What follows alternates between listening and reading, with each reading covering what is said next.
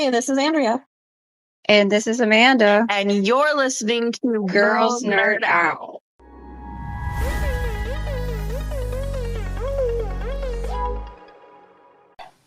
Hey everyone, we are here today to talk to you about House of the Dragon Season 2, Episode 3, which is called The Burning Mill. And it's pretty ironic because we actually don't see the mill burned.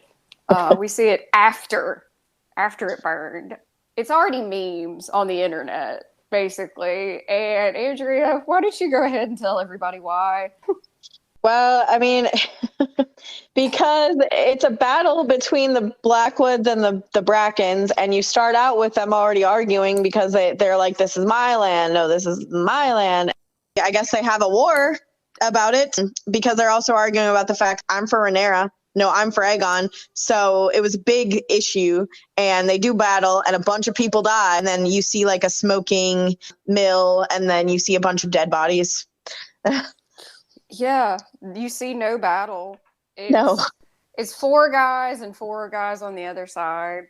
And I get the beginning of it. I get that it's meant to show us the Blackwoods and the Brackens.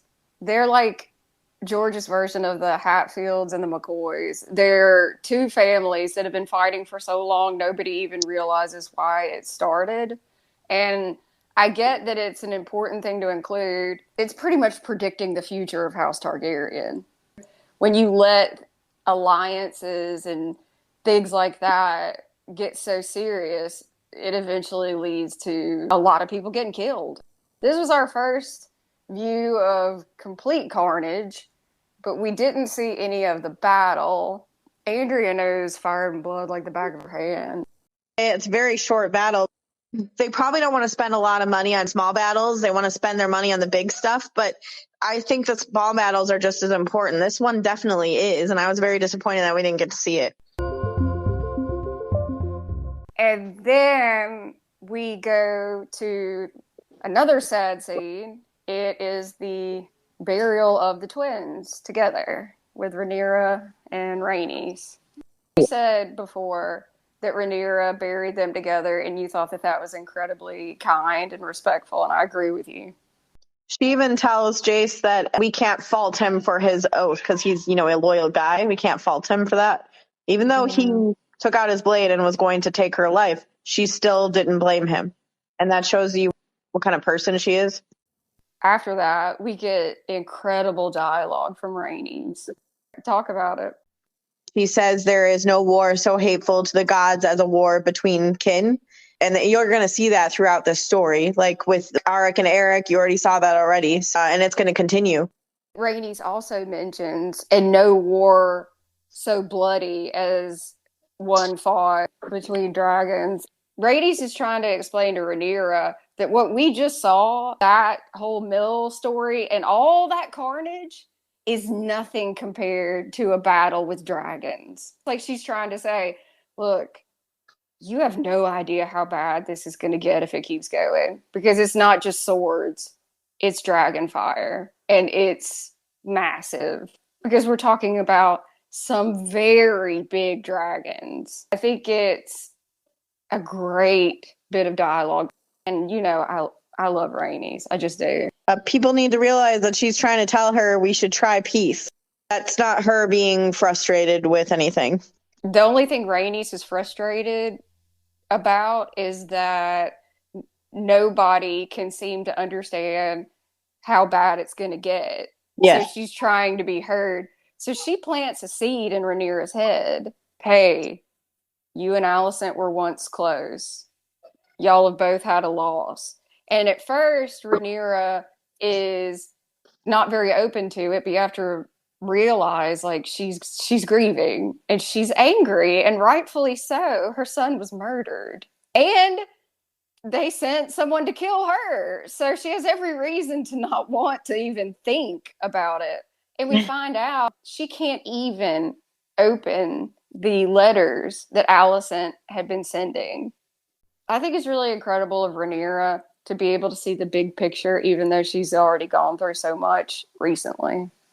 And I know, like, people around her besides Rhaenys, probably think she's taking a step back, but she's not. She's still making decisions. Talk about her council. It's just awful. They basically insinuate they want her to leave. Well, first they're like, let's just use all the dragons. And Rhaenyra's like, no, the Targaryen dynasty will just go out. We're just destroying ourselves, basically, if we use all the dragons. She doesn't want to do that. And then they're like, well, then go hide, and then we'll take over. And that's very treasonous statements to be saying. Hopefully what Rhaenys said will change their mind, but I don't think so. I don't think he would have said that if Daemon would have been there, but he still would have thought it.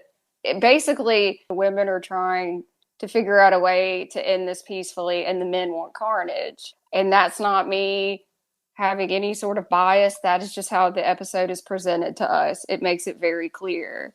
Rhaenyra leaves the room. Rhaenys has yet again another really great bit of dialogue.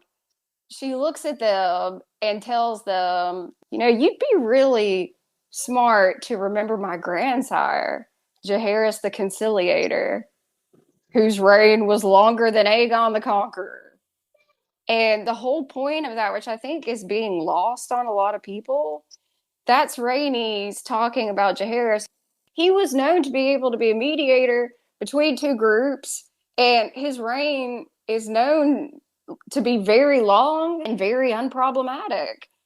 It's irony, Andrea, because you remember Aegon the Conqueror because of all the carnage and things that happened, but you don't remember the Conciliator because he was the one that made peace. It's very obvious she doesn't want to go to war. They kind of switch between Dragonstone and the King's Landing. So, we see Aegon has more Kingsguard. Cole wants to go take Harrenhal because they know that's the biggest castle to take. Aegon's like, well, I want to go too. I'll take Sunfire. Or no, first he says, you take Aemond and Vhagar. And Cole says that Vhagar has to patrol the city. And that's, again, they don't say Aemond patrol the city. They say Vhagar. It's very weird. Aegon says, I'll take Sunfire. But when they talk about Vhagar, they don't mention Aemond. That's a very good point, Andrea. I think it's interesting how Cole comes in and doesn't say anything to Alicent, only talks to Aegon and the council.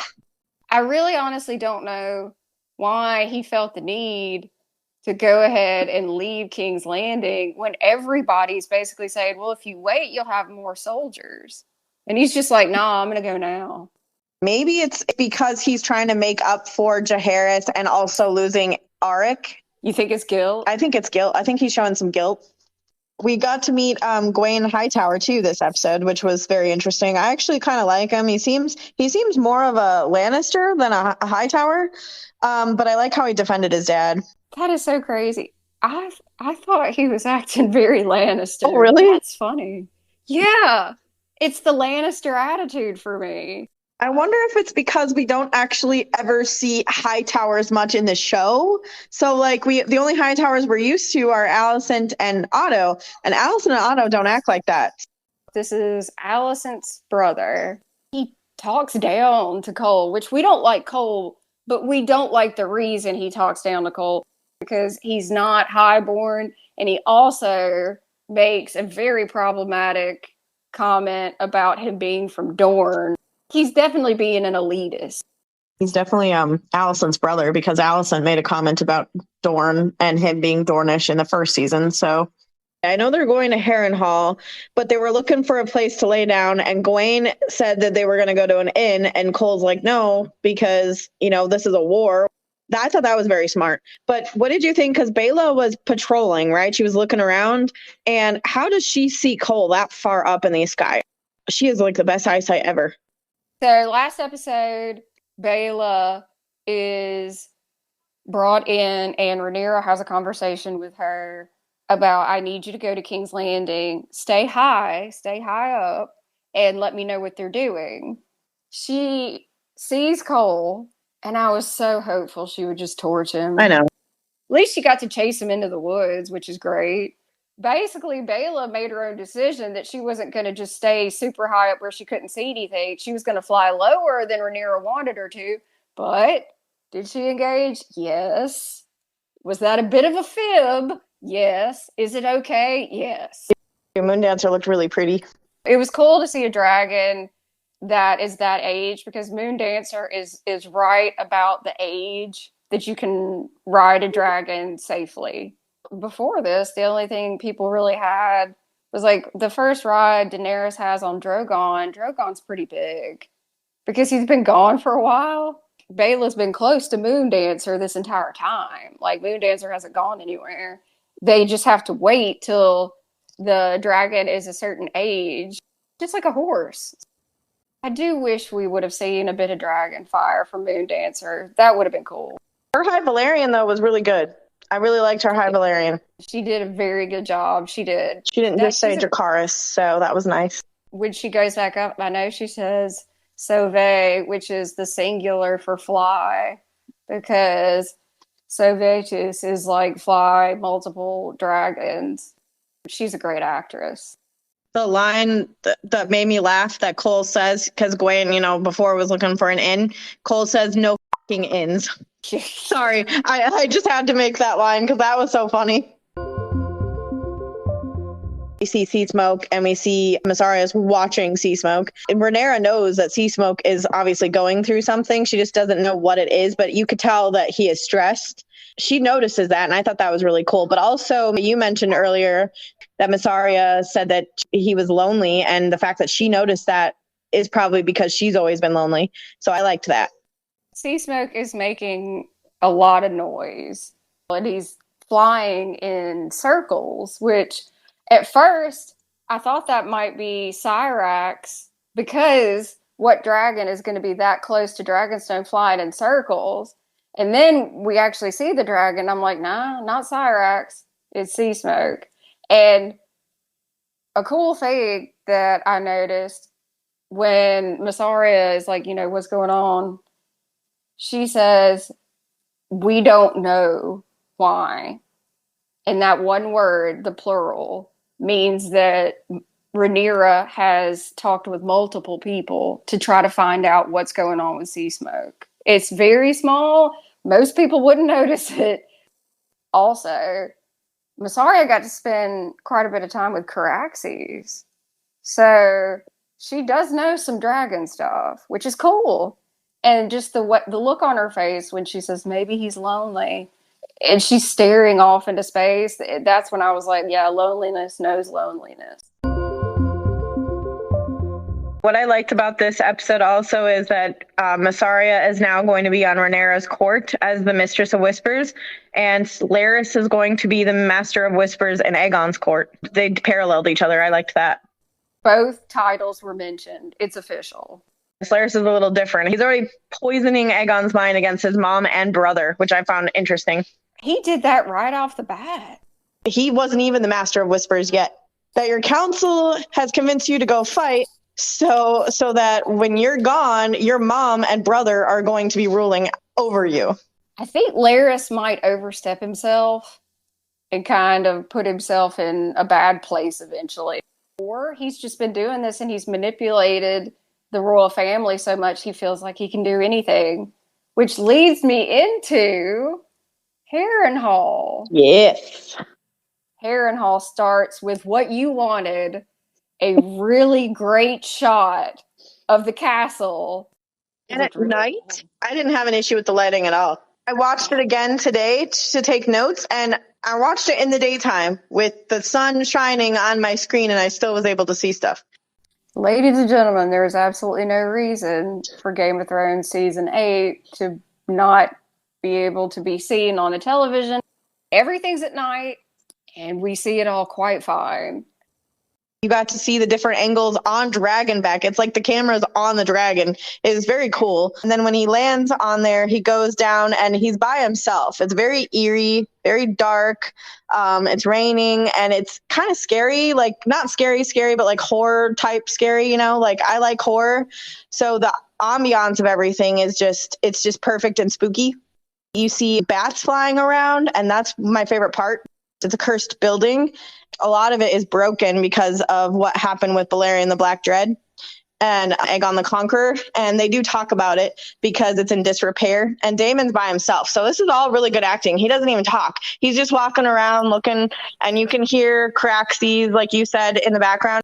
I noticed the Craxes part, but I didn't know that he was like following what Craxes was communicating to him. I want you to talk about that, Amanda. Thanks. And I'm glad you like that. I have no proof, but to me, Damon is going through this castle. He has no idea where anybody is. The castle is massive. I did notice that you could hear Caraxes multiple times, and each time Caraxes made a noise, Damon immediately turns. And it's my thought, and I just want to make this headcanon for me, because we know they are so in tune. Caraxes is helping Damon from above and letting him know when he sees movement. And I think that is true because they did so many battles in the Stepstones. Everyone knows Damon is protective and crazy about Caraxes. They have an incredible bond. And actually, if Caraxes wasn't looking out for Damon in that scene, it wouldn't make sense. So I think 1,000% Caraxes was on top of Harrenhal, making sure that Damon didn't get ambushed. When he goes into the room and you meet Simon Strong, who is the Lord of Harrenhal right now. Well, technically, Lara Strong is the Lord of Harrenhal, but he is in King's Landing, and they don't recognize him as Lord or part of the family, is what Simon Strong said, because of what happened to Harwin. And he bends the knee to Damon because Damon says, "I'm taking Harrenhal," and Simon gets up and bends the knee fast. I mean, it's the fastest I've ever seen somebody bend the knee. And then he offers him food. Venison and what was it, peas porridge or something? Yeah, there was a lot of humor to that scene that I think a bit of it was lost to some people. Balerion, burned down a lot of Harrenhal. So Simon's like, well, how do you think they burned alive here in Harrenhal? I mean, there's not that many places in Harrenhal where there's a roof. Exactly. And I have to say, no offense to Game of Thrones, but I think this version of Harrenhal looked a little bit better. Yeah. I mean, I'd be disappointed if it didn't. The only Harrenhal we saw was the outside, and then we just saw the inside with that incredible dialogue between Arya and Tywin that's peak. Harren the Black thought this castle would be his legacy. Greatest fortress ever built. Tallest towers, the strongest walls. Do you know what happened? Dragons? Yes. Dragons happen. I've seen some people have issues with Daemon saying your grace because he's just a king consort. And I'm like, that's still royalty. He's not a prince anymore. He's a king consort. Is he like going to make laws and stuff? No, that's going to be all Rhaenyra. But I think people are just misunderstanding this whole scene, and it's kind of upsetting. I agree, which is really interesting. You and I saw it the same way, but we've seen other people take it completely differently. Daemon had every right to correct him because he's not a prince. He's a king consort. Here's another thing. Daemon is also sticking up for Rhaenyra when he says that. Yep. Now I think that's been lost on people. By Daemon saying, "You call me your grace," that's him saying, "I'm king consort," meaning my wife's the queen. Yep. I don't think people notice that. Also, they didn't notice that Daemon has a sense of humor.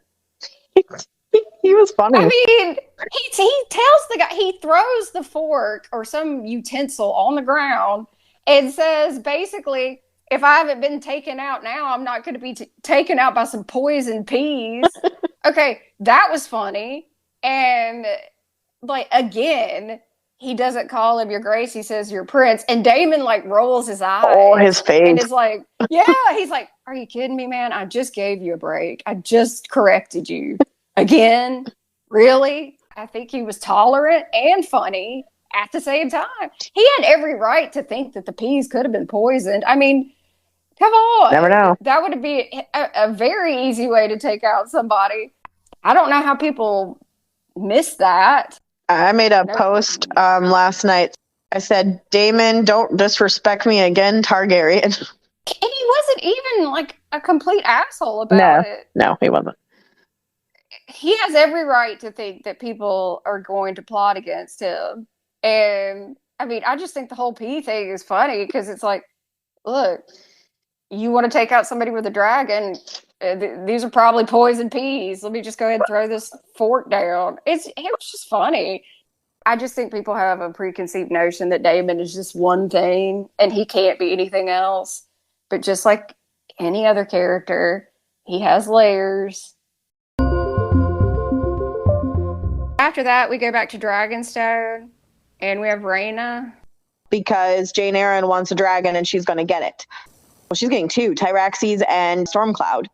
Rhaenyra's making a very difficult but a very intelligent decision of sending her children some baby dragons and 4 eggs with Rhaena to the Vale for safety. I just have to say I cried because I'm not sure about Joffrey, but this will probably be the last time she sees Aegon and Viserys, because she tells Rhaena to contact the Prince of Pentos and go there if trouble starts. She even gives her a backup plan. Yes, and that's very intelligent of her, and it just kills me. I know Rhaena felt like slighted because she doesn't have a dragon, but in the long run, she is entrusting her with her children. All 3 of her children, that her youngest children, and the dragons, the 2 hatchling dragons, and 4 dragon eggs. She's entrusting her with the Targaryen dynasty, basically. That's a lot to be entrusted with. It makes sense why Rhaenyra made that decision. It's very shrewd, intelligent, and yes, that's being a good mother, a good ruler. Rhaena sees it as Baela outshines me. It makes Rhaena feel insecure. To me, this might be a little bit of a reach, but I think Rhaena and Baela are what Daemon and Viserys could have been. Because if you think about it, she's got a dragon. She didn't seem too afraid to chase after somebody with her dragon. Baela's bold. Rhaena is incredibly intelligent. They're just different. And even though Rhaena's kind of going through it right now, that's understandable. And she's leaving. But I think Baela and Rhaena handle their differences the way Viserys and Daemon could have. I have gotten many messages about the eggs. Yeah. Everybody wants to know what I think about the eggs. I'm just going to be completely honest. I like the story we had before, which was not confirmed, but for a long time it was said that Daenerys' eggs came from Dreamfire and then ended up in Essos. I won't go into too much depth. Well, now that's been changed. 3 of the 4 going with Rhaena. They're shown very clearly. Those would be from Syrax. It changes the biological mother of Daenerys' dragons. I'm okay with it, but I did like them being Dreamfires. But I think what they want is, since Daenerys is a descendant from Rhaenyra, they want Drogon, Rhaegal, and Viserion to be a descendant of Syrax. Am I crazy about it? No. It makes sense for the show, but like in the book, like I just think it's obviously going to be Dreamfire no matter what. I don't think this was always the plan, though. I don't, because they showed Dreamfire protecting a clutch of eggs, and Dreamfire is obviously the same type of dragon that Dany's dragons are, and Syrax is not. Yeah. There's 3 separate types of dragons. They have a different bone structure completely, and Syrax does not look like Dany's dragons, and Dreamfire does. I will say this, they're too bright. I mean, we're talking about like bright yellow, bright green, bright red. It looks like a stoplight. And Drogon's egg isn't red. He has a black egg. Like you said, they look like they're stoplights. They really do, especially the red and yellow one. The green one's not as bright. I do like the green, and the blue's kind of bright. The scales are too perfect, and they don't look reptilian. I don't like the props they used. I get that Dany's eggs look very different because they were fossilized, but those dragon eggs, insanely artificial to me. In season 1, you see Daemon take an egg because Miss Arya is pregnant, right? Or that's the story. That was supposed to be Rhaenyra's brother's egg. And then when Daemon takes the eggs, the volcano entrance, it looks like. I don't remember seeing an egg that bright when he takes it out of Tyrax's clutches. And he's very giddy about it. I don't think Daemon Targaryen would like these eggs. They're just too bright. If they made the decision that the dragons were not going to be as bright of color as they are in the book, then the eggs shouldn't either. When you read description of eggs in the books, they don't look like that.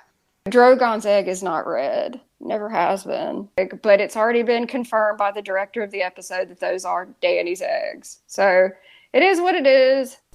And I think it's taking away from the actual story, because the actual story is they took her throne because she's a woman. That is why they took it. I agree. I don't think the prophecy needs to be brought up. I don't think it matters because the Night King was killed by a Stark. So none of this makes any sense. I've said it the entire time.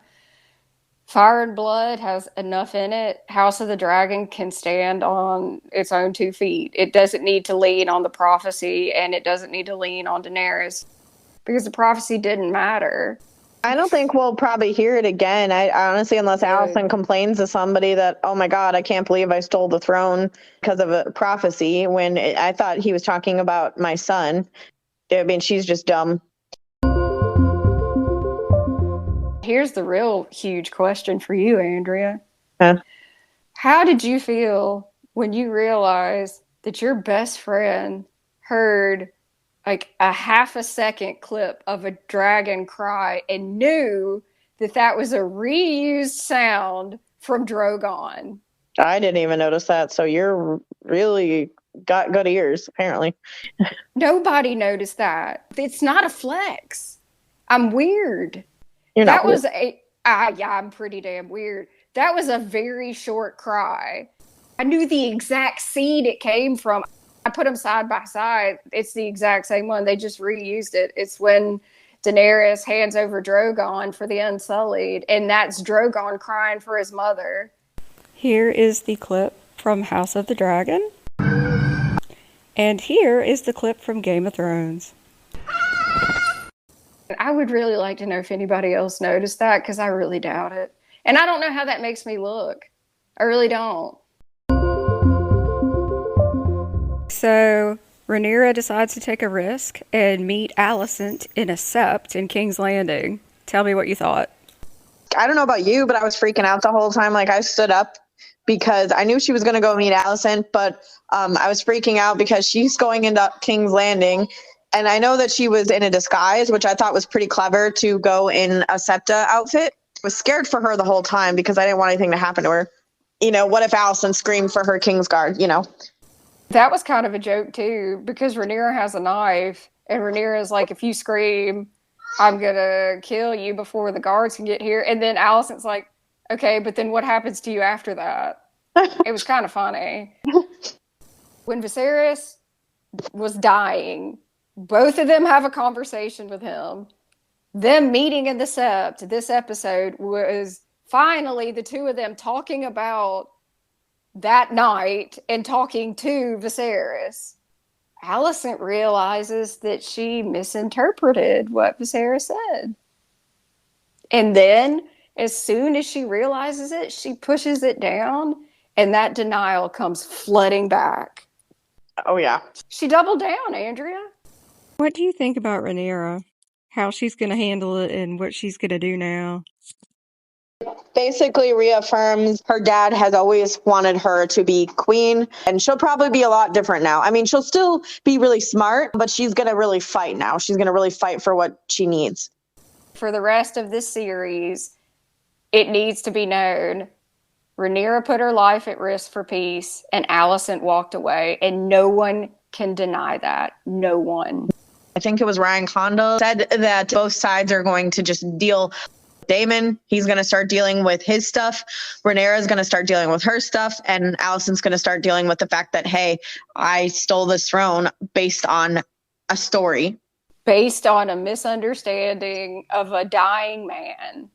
I was going to say I lost respect for Alicent. I didn't have any to begin with. Never mind. The fact that she walked away, props for Rhaenyra risking her life, though.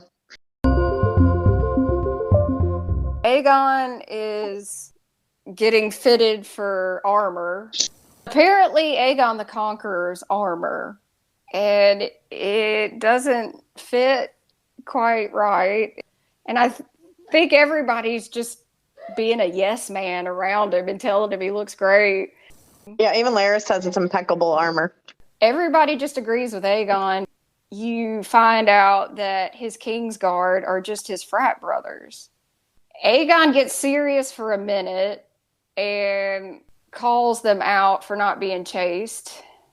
And then what does he do? Takes them to a brothel. I'm going to say this. I am not a prude. If anyone has listened to me for any amount of time or knows me, they know I'm not a prude. Neither of us are. Andrea, she loves some smut in her book. And there's nothing wrong with that. And me, I'm not judgmental like that. There's nudity in the brothel. Okay, fine. But there is a full-on sex act. No reason other than shock value. And I thought it was ick. It was cringe.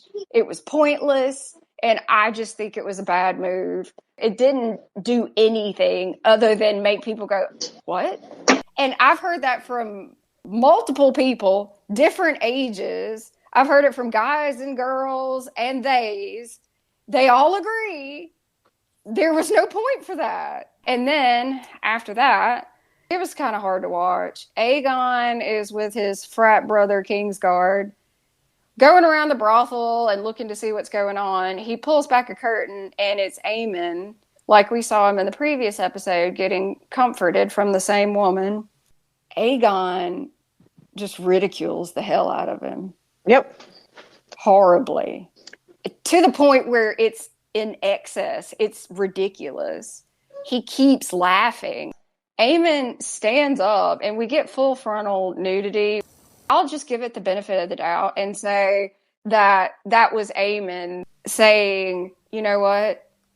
I'm not dealing with this, and I'm not ashamed of what I do. So he doesn't even try to cover himself up. I commend him for that.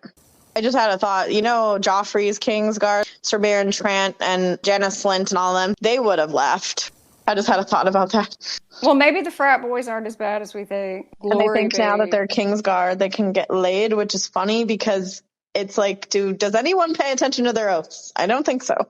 We are seeing a side of Aemon that's not in Fire and Blood. No. Aemon is getting some depth, and I'm not going to say it, but I think Aegon ridiculing his brother is going to make something happen in the next episode that a lot of people are going to be shocked about, and that's all I'm going to say. That's it.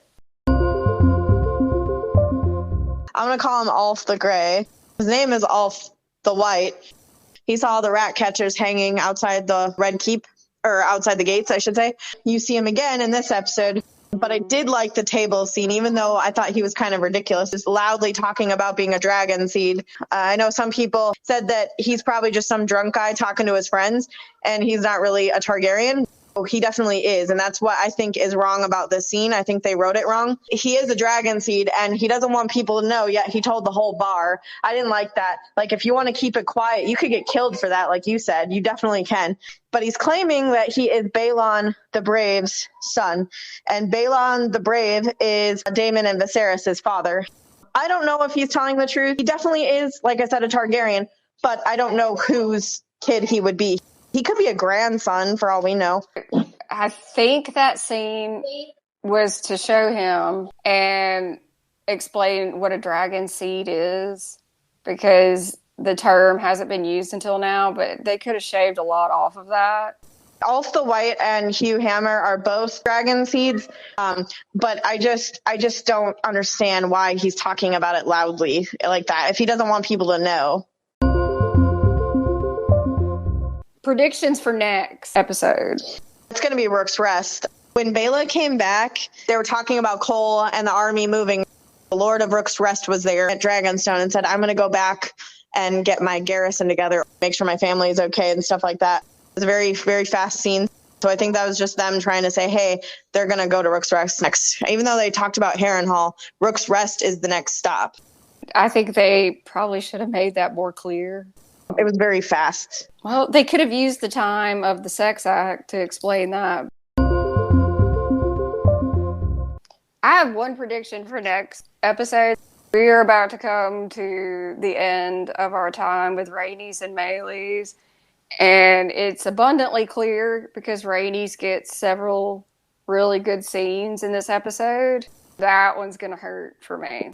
And that's why I say that they buttered up, like they buttered up Jaehaerys, they buttered up Simon Strong, and now, they really buttered up Rhaenys. Next episode, what do you think is going to go on with Daemon and the witchy Alice Rivers? She might be the one to warn him about Aemond, but I don't think Alice is going to be on either side. She doesn't look like it. She looks angry. In the book, Aemond takes her as a spoil of war, and I know some people say that they're going to probably have a good relationship. I don't think she's going to be on either side. I think she's going to manipulate both sides. And I like that she's witchy. I originally didn't like that idea, but now I do. She showed Daemon a vision of young Rhaenyra sewing the head back on Jaehaerys, and it was basically a representation of Daemon's guilt. God, that scene was... Whew. I think that's more his guilt. I think that's what Alice was doing. She was tapping into his head and pulling out his suppressed grief and regret. All I have to say is I really like the way that they're going with him right now. Do you want to rate? I'm going to give it a 6 because I didn't like the brothel scene. I didn't like that we didn't see the battle between the Brackens and the Blackwoods, or that they even explained what their purpose was, because all they said was the Lord of Raventree was killed. That's all they said, and nobody's going to know who the hell that is. This one was very different from the first 2 episodes. Attention span wasn't great with this one, and that tells me a lot. So I'm just going to be real, and I'm giving it 4 scales out of 10. Harrenhal was good. The brief thing with Massaria and Sea Smoke. Yes. And there wasn't a whole lot else that I was really into. I just really liked the Master of Whispers and the Mistress of Whispers. I thought that was just really cool that they did that. See how unbiased we are? You did 6, I did 4. If we don't like it, we're going to be honest with y'all, and we're going to tell you the truth. I think the ratings for the next episode will be a bit higher. Yeah, because we're going to see dragons fight. Woo! Also really sad because those are family members, too. It's going to be rough for everybody. Everybody. So, thank you guys so much for listening to us. We have had a great time, and we look forward to the next podcast and the next episode. Hey, this is Andrea. And this is Amanda. And you just listened to Girls Nerd Out.